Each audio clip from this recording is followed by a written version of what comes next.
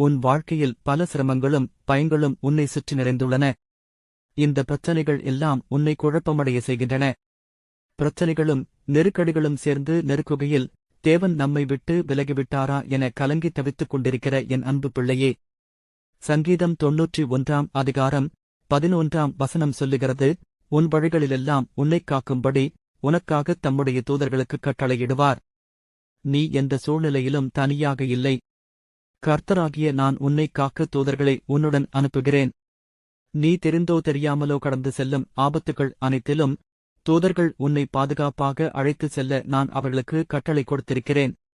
உன் பாதம் கூட கல்லில் மோதாதபடிக்கு அவர்கள் உன்னை தங்கள் கைகளில் ஏந்திக் கொண்டு போவார்கள்.